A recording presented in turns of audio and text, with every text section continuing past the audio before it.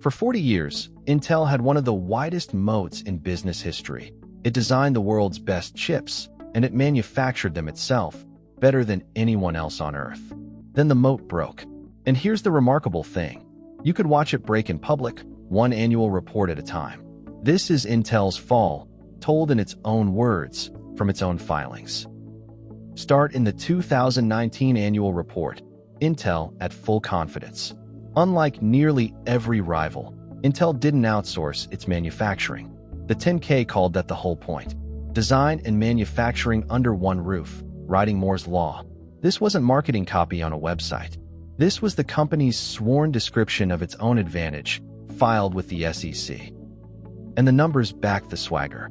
In early 2019, Intel's share of server processors, the chips that power every data center on the planet, was about 97%. Not a typo, 97. Gross margins had run above 60% for years. A company with those numbers doesn't fear competition, which may be exactly the problem. Now watch the moat crack. In a single sentence from the very next year's filing. July 2020, Intel admits its next-generation manufacturing process is late because the factories can't make it work. The thing the 2019 filing called an important advantage had become the problem.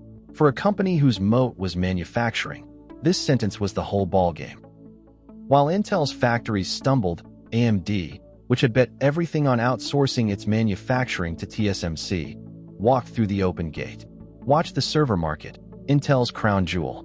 AMD's unit share, under 6% in mid-2020, 14% 2 years later, 24% by mid-2024. Every point of that line is a customer who used to buy Intel. The revenue followed the share. 2021, $79 billion, a record. Then the slide, $63 billion, 54, 53, a quarter of the business, gone in 3 years.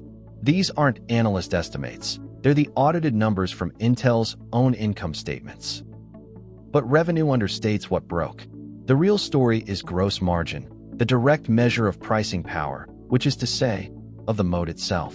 62% in 2017, 59% in 2019, 55% in 2021. Then the floor gives way, 43%, 40%, and by 2024, under 33%.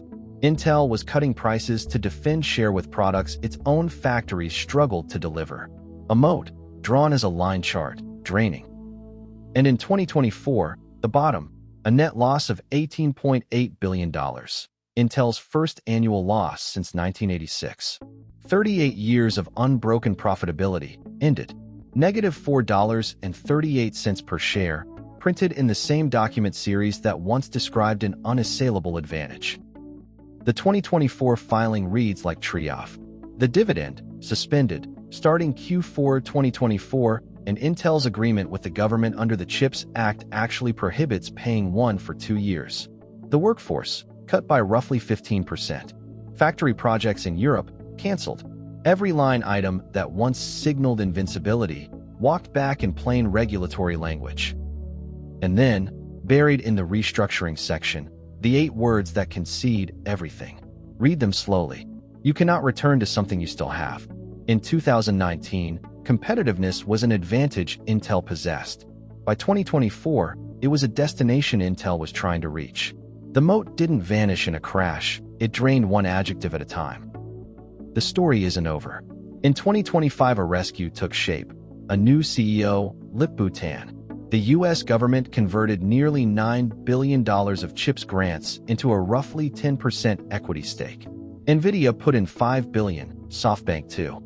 And the newest 10K reports the first chips shipping on Intel's new 18A process, while listing, among its risk factors, something no Intel filing ever had to say before. The United States government now owns a piece of the company. Here's the lesson for anyone who owns any stock with a moat.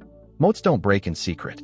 They break in public, in gross margin lines, in delayed product sentences, in the slow retreat of adjectives from advantage to returning to competitiveness. The filings told the truth every single year. The only question was who was reading. Subscribe and read them with us.